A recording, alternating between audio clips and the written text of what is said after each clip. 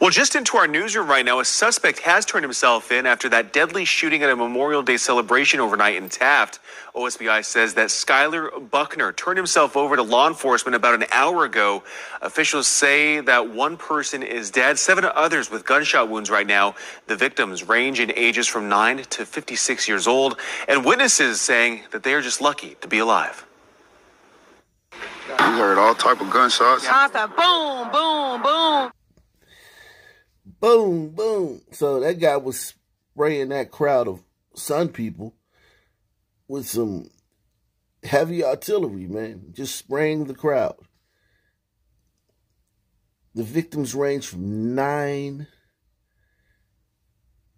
to 56. So it was just, another case of, I got a problem with this guy. And they're standing in a crowd of people. Hopefully one of these bullets hit him. And that type of mentality is, I just don't think you guys understand how prevalent that is, man. That is the dominant mentality. That's not like just something that a few guys feel. Most Sun men feel that way. There's no care for anybody who's in the vicinity. None. Constant boom, boom, boom, boom. Chaos, confusion, and fear. That's how witnesses described the scene as someone began shooting at a Memorial Day weekend festival in Taft, just west of Muskogee, Saturday night. Then actually one guy was laying over there on the floor. Then it's another lady over here, not knowing that the whole time she shot in the head. OSBI confirming that one person was killed, 7 others with gunshot wounds, including 2 juveniles. The victims' identities have not yet been released, and the extent of their injuries unknown. A shootout on Martin Luther King Jr. Avenue. My God. My God. We touched on this on the live stream, and I was like, this guy's got to be rolling. Like, he's got to literally be spinning in his grave, man.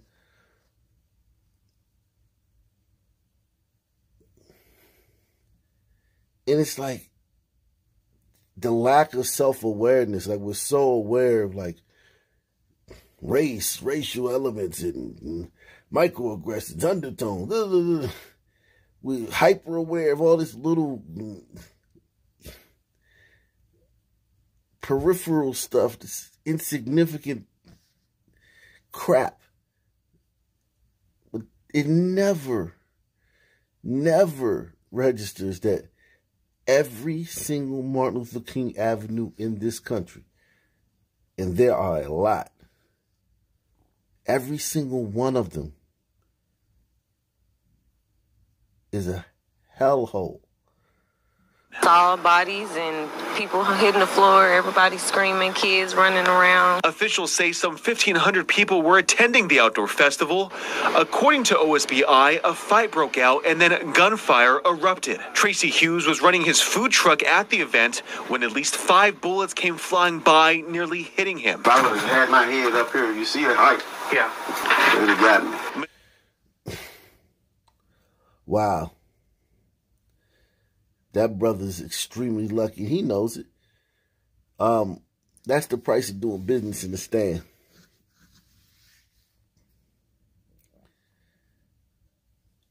Maybe bruh can start, searching out some country music festivals or some bluegrass music festivals.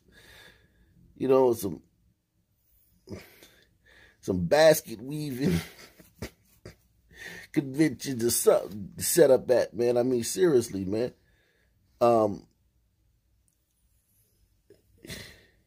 You dodged the bullet right there, brother.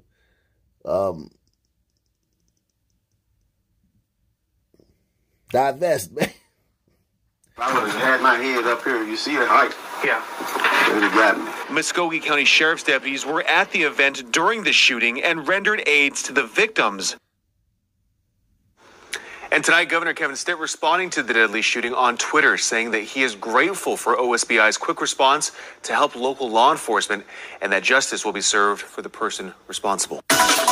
Hello, I'm Kelsey Kushner. Thanks to all of you watching us on CBS News Baltimore and on WJZ TV. Now, the Memorial Day holiday weekend has been marred by the violence plaguing Baltimore City.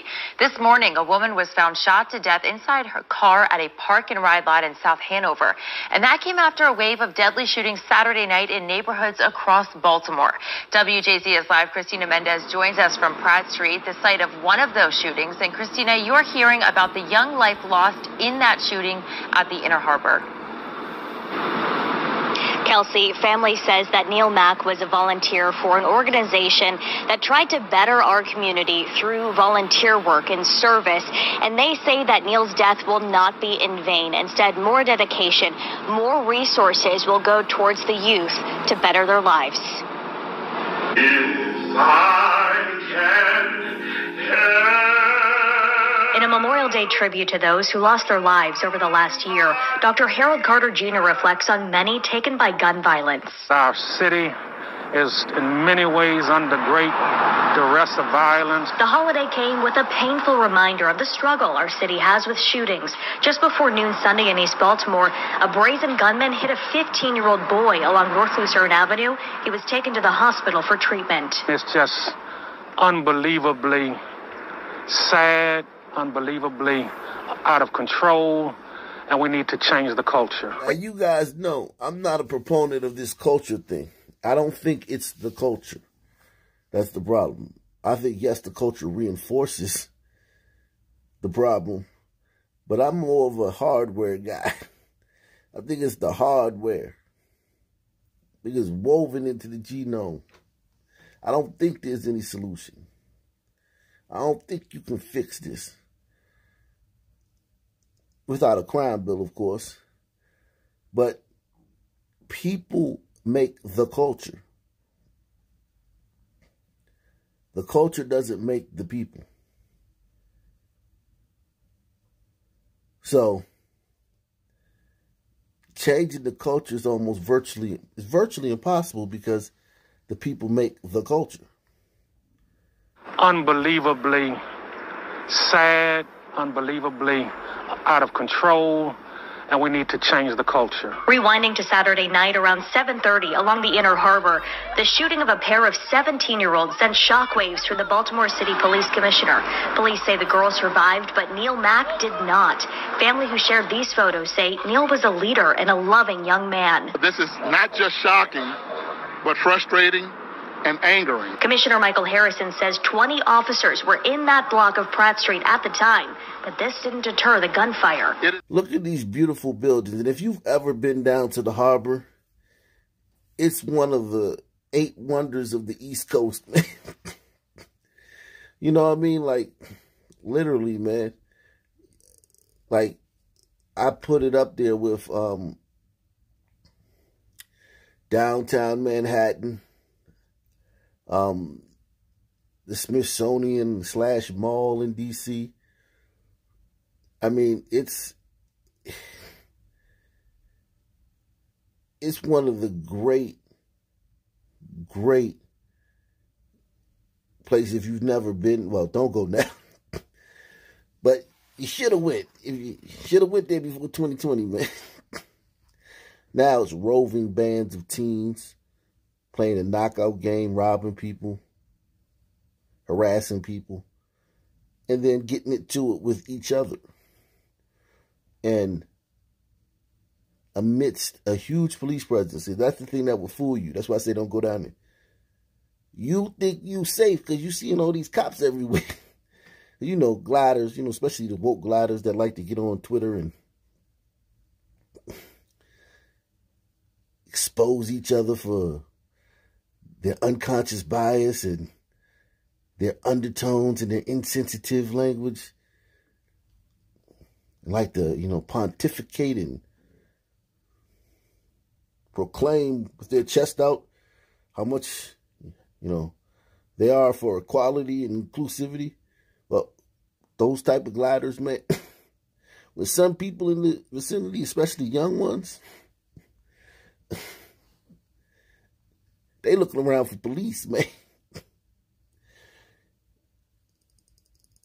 And until they see police, man, they ain't not going to feel safe. So, speaking of you guys, you still not safe. This is not just shocking, but frustrating and angering. Commissioner Michael Harrison says 20 officers were in that block of Pratt Street at the time, but this didn't deter the gunfire. It is about them having a total disregard for human life and a total lack of respect and disregard for authority and law enforcement. I mean, I couldn't have said it better myself.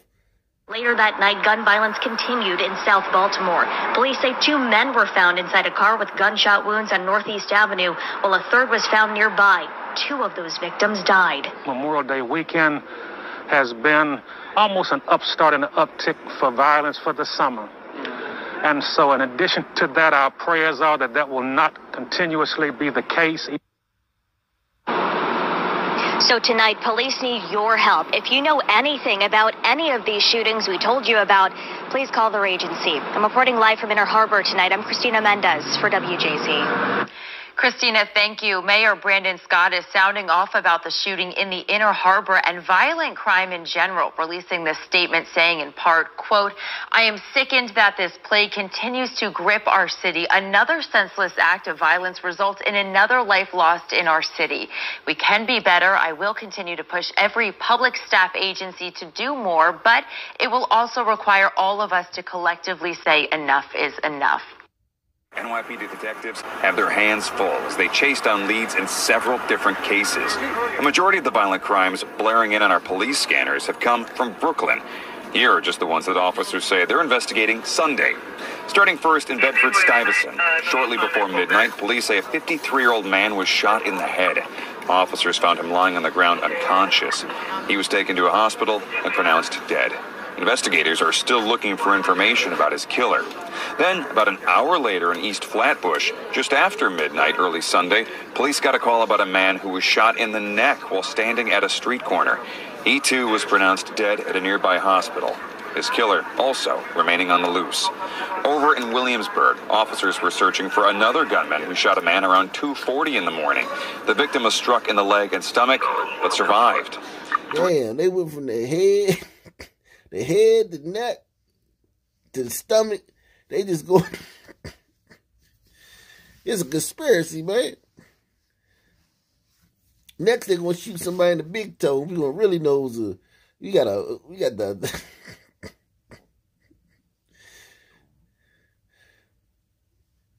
You got the head to toe kill out here, man. But yeah, man.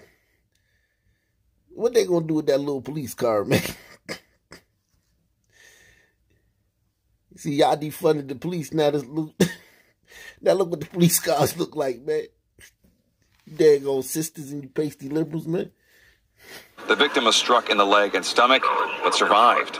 3 people in Brownsville were struck by gunfire while standing outside at 4:45 in the morning, according to police. Who's standing outside at 4:45 in the morning? My God.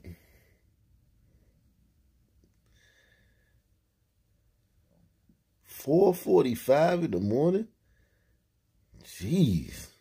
Outside at 4:45 in the morning, according to police. Now, it's unclear if any of them were the intended targets, but luckily all of them are expected to survive. Later in the morning, this time at a NYCHA building in Brownsville, authorities tell us a man in his early 30s was shot and killed. It happened around 10:40 a.m. Sunday morning. Officers do have a suspect they're looking for, but no motive that they're giving. We've had a number of high-profile shootings so far this year in New York City, but when you break down the numbers, so far this year, according to NYPD officials, 45 fewer people have been shot compared to last year.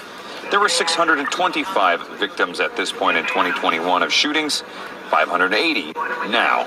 To get some breaking news right now, more gun violence in River North. 2 shootings overnight have sent 3 people to the hospital. The first happened late last night near Erie and Kingsbury. Police say a group of men opened fire into a car. A 20-year-old woman was shot. And then around 4 this morning, a man and a woman were shot in an alley near Chicago in State. All of the victims are expected to survive. And this comes after a 69-year-old man was killed in a mass shooting in Humboldt Park. Police say a man opened fire around 10:30 last night shooting 3 people on West Walton Street before barricading himself in a building. Now, police say the 23-year-old suspect was shot in the arm and taken to the hospital. Officers believe that this was a domestic incident. No police officers fired any shots, but this is the second mass shooting of the weekend. Chicago police say at least 6 people have been killed and over 30 others have been wounded since Friday evening. Memorial Day weekend is historically violent in Chicago. Earlier this month, the Chicago Police Department announced that a week's worth of days off for officers would be canceled leading up to Memorial Day. Now you see why cops hate you, some people. Some people always be thinking cops got it out for them. Maybe they do, man. They had to cancel all their days off, man. Deal with y'all on Memorial Day. Cops done planned vacations. Done scheduled like family time, family events. Okay, man, I got a week off, man. Let me go ahead. This, that, and the third. Maybe even just relax, man. Kick your feet up for a week. But oh no. The Sun people don't know how to act, man. So we canceling all y'all days off. You gotta work and deal with these Sun people. These goddamn, these savages, man. And then they wonder why, man, the police, man, they don't talk to us like, because, man, y'all nuisance, man. Y'all ruin, y'all don't just ruin life, y'all ruin everything. Like, y'all ruin people's time off, man.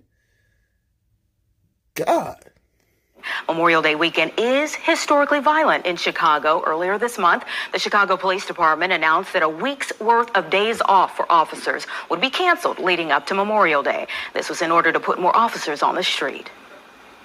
We'll also continue our targeted and strategic deployment across the city that I mentioned earlier in every neighborhood. And I'll mention it again. Going into the summer, homicides overall in the city is down 11%. Going into the summer, shootings are down 16%. In our high-focus violent areas in the city, we have even more decreases in crime. And look, man, salute to the Chicago PD and salute to the NYPD, because apparently, you know, both cities, the shootings are down. The shootings are down in New York. The crime, the murders are down in Chicago. And I'm a big proponent of, man, look, man, I'll meet you where you at. So from the beginning of the year to the time school let out, and now Sun teens have no obligations to be anywhere for 7 hours a day, and they don't have to, you know, be in the house at night to get some sleep so they can wake up and go to that same place again the next day. From January 1st to the time they stop having to go to school, you guys did a great job. But now it's summertime. And the little Sun teens, they're going to be out all night because they don't have to wake up and go to school the next morning. They're going to be out and about all day because they don't have to go to school. Now's where we get to see if whatever initiatives, whatever, you know, policing tactics you guys did that curbed crime, now we'll see if those things really work. From here until September, when the Sun teens have to go back to school. We'll also continue our targeted and strategic deployment across the city that I mentioned earlier in every neighborhood. And I'll mention it again. Going into the summer, homicides overall in the city is down 11%. Going into the summer, shootings are down 16%. In our high-focus violent areas in the city, we have even more decreases in crime. Well, this weekend also marked the start of a new curfew for unaccompanied minors in Chicago. The new ordinance rolls back the curfew to 10 p.m. and extends to anyone age 17 and younger. You see this group of gliders, young gliders walking by. It look like they're teenagers. They got to be in the house at 10. And they ain't do nothing. They ain't do no carjacking. They ain't out here shooting people. They're not fighting. They're not tearing up downtown. They're not running around in packs of 300 deep, just looting and vandalizing the downtown area. But they got to be in the house at 10 too, man.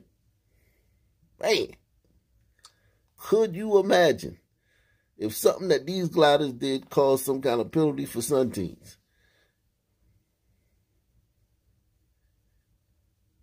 Could you imagine that? I know it's hard, but try. Some gliders are doing something, and instead of just penalizing glider teens, we're penalizing all teens. Sun teens too. Something that Sun teens don't do. Think about it. Something that only glider teens do, and Sun teens don't do in this city. And everyone gets punished, including the Sun teens, with something that they don't do. My God, could you imagine that? The firestorm, the hell that'll be raised about that?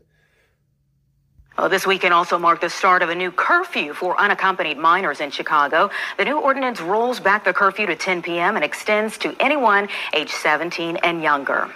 To Chicago. While most of the bloodshed happened in Brooklyn, police say this is a citywide issue and no neighborhood is immune. It's a scary reality that it can happen to anyone at any time, and you can't let it inhibit your life, but it's always a fear that isn't necessary. Crime traditionally rises during the summer months. That's why Mayor Eric Adams announced a new plan to crack down on crime a few weeks ago. His plan puts more officers on the streets and in the subway system. Still longtime resident A.J. Mirzad, he tells us he's prepared to move if things don't change soon. I do worry that it may get worse. You know, if it does get worse, I could see people fleeing out of it, myself included. Last year, during the same time period, 632 people were shot.